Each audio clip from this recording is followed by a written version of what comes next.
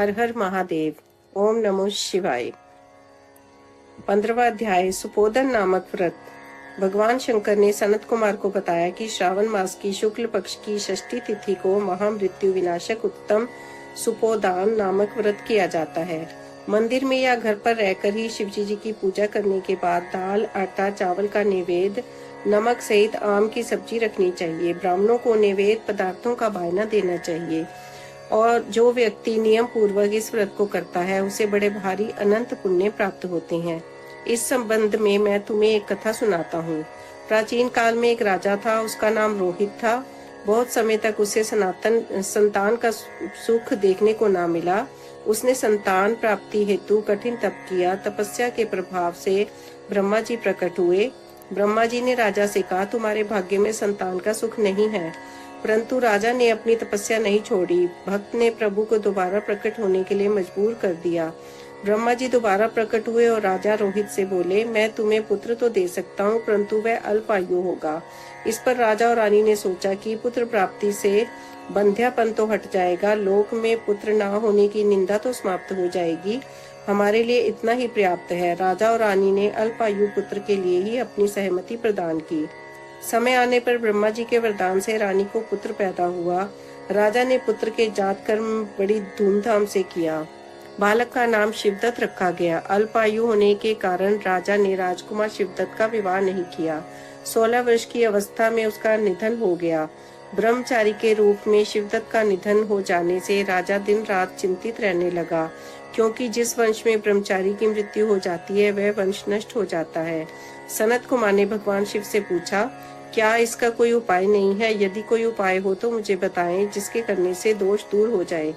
भगवान शंकर बोले, मृतक यदि स्नातक या ब्रह्मचारी है तो उसका अर्क विधि से विवाह संयोग करके पीपल का पेड़ तथा ब्रह्मचारी को मिलाकर देश, काल, गोत्र तथा नाम का उच्चारण करते हुए कहना चाहिए कि मैं मृतक ब्रह्मचारी की शांति के लिए नैसर्गिक व्रत करता हूँ।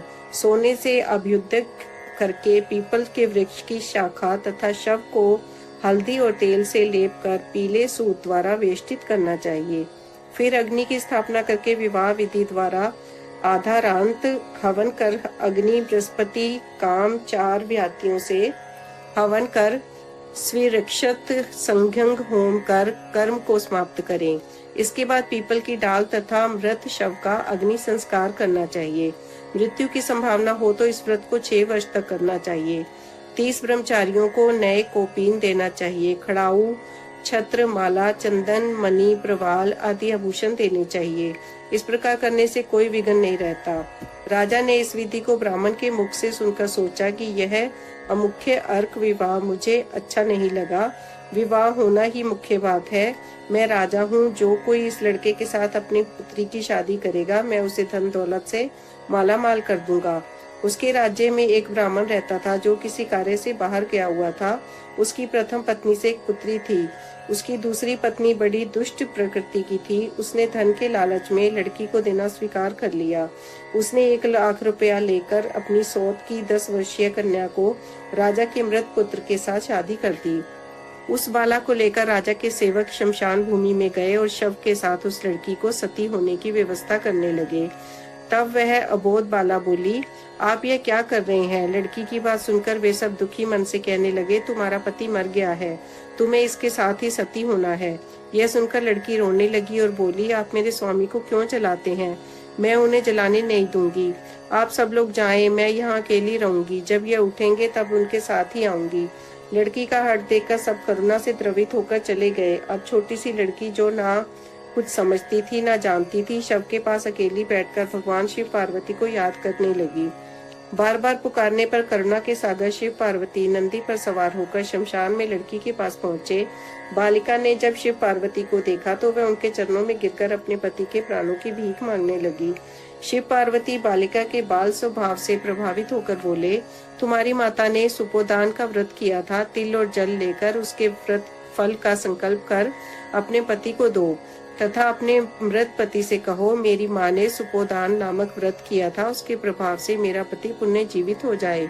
भोली भाली बालिका ने भगवान शिव पार्वती के आदेशानुसार वैसा ही किया। शिवदत्त तुरंत ऐसे उठकर बैठ गया जैसे कोई सोता हुआ उठकर बैठ जाता है। शिव पार्वती उस बालिका को व्रतोपदेश देकर अंतर्ध्यान हो गए।